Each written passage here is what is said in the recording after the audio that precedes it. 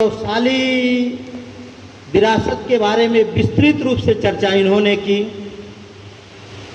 जैसा कि इन्होंने बताया, हमारा अभी जो है नई शिक्षा नीति लागू हो गई है, सरकार ने लागू की है। हमारे यहाँ विभिन्न प्रकार के शिक्षा पद्धति से शिक्षण कार्य कराए जाते हैं। कॉन्वेंट स्कूल्स हैं, सरकारी स्कूल्स हैं और विद्या भारती के अंतर्गत संचालित 25,000 विद्यालय हमारे देश में संचालित हैं।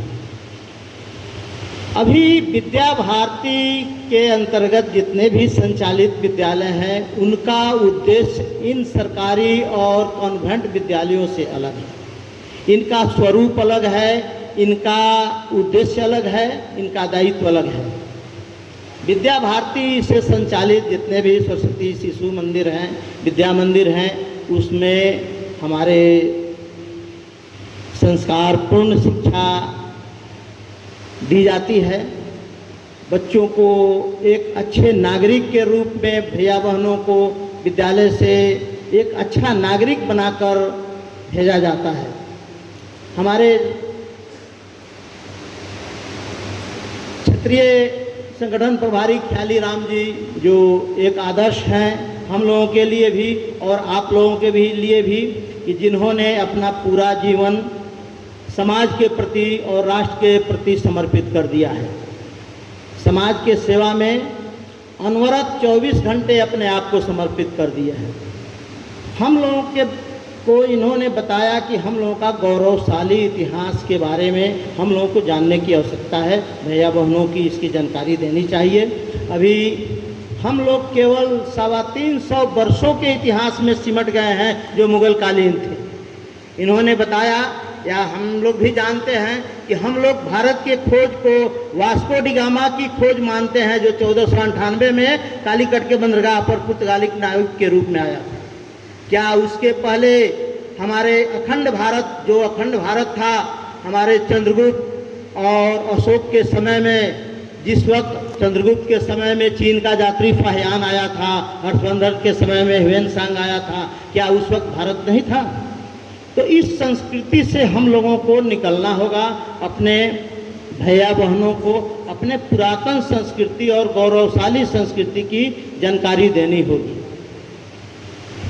और जब तक हम लोग अपनी पुरातन संस्कृति और खोए हुए विरासत को पुनर्स्थापित नहीं करेंगे, तब तक राष्ट्र का निर्माण, हमारा उद्देश्य देश का निर्माण और भारत का निर्माण नहीं है। हमारा उद्देश्य है राष्ट्र का निर्माण होना चाहिए। और राष्ट्र का निर्माण तभी होगा जब हम अपनी पुरानी संस्कृति, सभ्यता और उसके अनुरूप जो हमारे आदर्श थे, उनके अनुरूप हमको चलना होगा।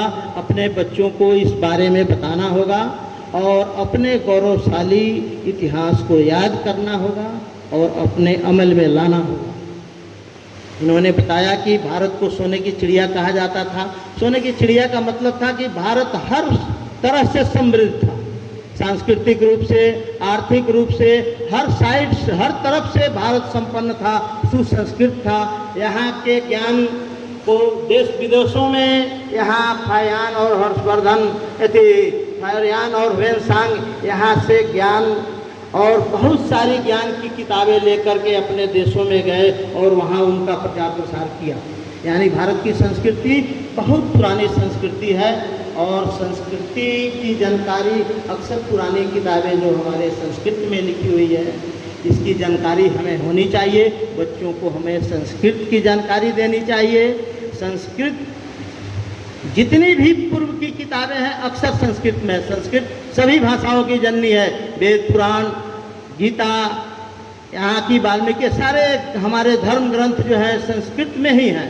तो मैं आप लोगों से आग्रह करूँगा कि ज़्यादा से ज़्यादा हम अपने संस्कृति और संस्कृत के ज्ञान को बढ़ावा देंगे और इस उद्देश्य के लिए, जिस उद्देश्य में आप आए हुए हैं प्रशिक्षण के लिए, वह उद्देश्य पूरा होना चाहिए। उस उद्देश्य को आप लोगों को अपनाना होगा और यहाँ से ले जा कर के विभिन्न प्रांत के विभिन्न विद्यालयों से लोग आए हुए हैं, वहाँ इसका प्रचार प्रसार करना होगा।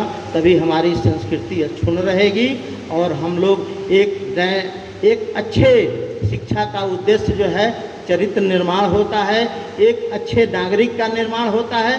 जब तक एक अच्छा नागरिक नहीं बनेगा तब तक राष्ट्र निर्माण की कल्पना बेमानी है।